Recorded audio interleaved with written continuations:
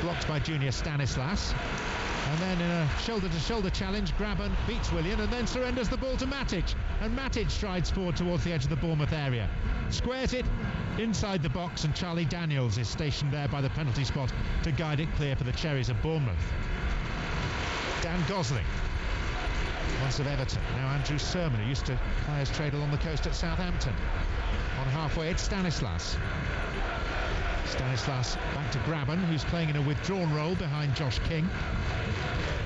King, who began his career at Manchester United, feeds it infield to Stanislas. This is midway inside the Chelsea half. Right in front of us, Gus Hiddink has abandoned his jacket that looked in danger of seeing him take off with a gust of strong wind. It was a sort of inflatable jacket that he had on the touchline in recent matches at Stamford Bridge, and it was a shocking white. Today his team are wearing white and he's wearing blue. I think the kit man needs to have a long hard look at himself, because there might be a bit of shrinkage there in the wash. I think Gus is definitely maybe an XL. It looks like he's tried to slip himself into a little medium number. It's not a good look at that. He's not got away with it then. No, he hasn't got away with it at all. No. Well, Gus made a new friend when he arrived today. Walked in through the tunnel and was met by the head steward in his orange fluorescent jacket. A man of probably similar vintage to Gus. Gus very clearly wasn't really in the mood for conversation. He just wanted to soak up Dean Court for the first time in his career, but no. Bit of a chit-chat, all initiated by the chief steward, and it was a study in politeness how Gus Hiddink, veteran Dutch manager, kept on acknowledging what was being said to him without, I think, taking in a single word. Was it the glazed eyes? It was the glazed eyes, the nod, the nodding dog, yeah. But the steward's had a great day. He's got a new friend, Fabregas, to Willian, to Bavaraman. Quite a number of absentees for both teams today. For Chelsea, no Oscar, he's ill. No Cahill injured. Terry not yet fit. Remy injured again. Courtois suspended, and poor old Kurt Zuma out for the season with knee ligament damage. And for Bournemouth, whose squad is somewhat thinner in terms of resources and also investment, no Max Gradel out with a dead leg. No Harry Arter or Adam Smith either. But the good news, Callum Wilson back on the bench. Rock and roll football on Absolute Radio with Sky Sports.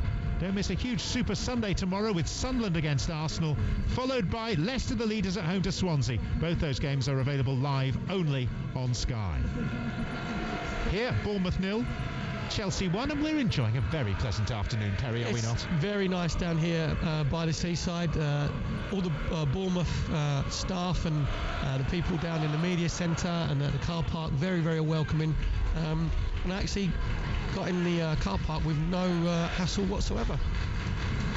What, so you had a straightforward journey? Very straightforward, very nice. Actually, the young, the sort of middle-aged man who led me to my car parking space just gave me a complete rundown on the car that I had, how old it was, what the sort of wheels there were, what the engine was, how many valves there were in there. It was a very nice, pleasant chat. Was he quite an elderly gentleman, would you say? Yeah, I'd say middle-aged, but I think probably 65 is the new middle-age now, isn't it? I think it is in the modern era, yes, absolutely. Francis for Bournemouth chips the ball inside the Chelsea penalty area, where Graban shields it, tries to cross, wins a corner off Mikel. Corner to Bournemouth. So let's head to Villa Park. News of a goal from Russ. Yes, I've got a goal as well. Aston Villa 0, Southampton 1. Throwing for Southampton, sort of halfway level with the 18-yard box on the left-hand side.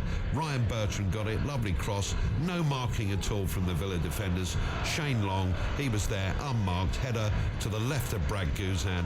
Simple stuff. Villa 0, dear oh dear, Southampton 1. Same old. Corner to Bournemouth from this near side there right. They trail 1-0. Charlie Daniels will take it, left-footed. It's low, it's pre-worked to Josh King, who backs away by the penalty spot, but unfortunately fires high and wide. Yeah, it was one straight off the training ground from Charlie Daniels. Just a clever little dummy from Cook. But unfortunately, it was instead of having a nice controlled shot, it was more of a wild shot that went over Begovic's bar. But it was a good training ground move. The timing was excellent. Just the finish didn't match the quality of the build-up play.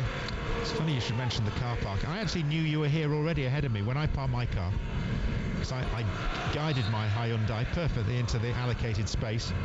The steward came up and thanked me and said, well done, it's sensible parking, unlike some Charlie we've just had here with a Jag, who managed to occupy 2 spaces.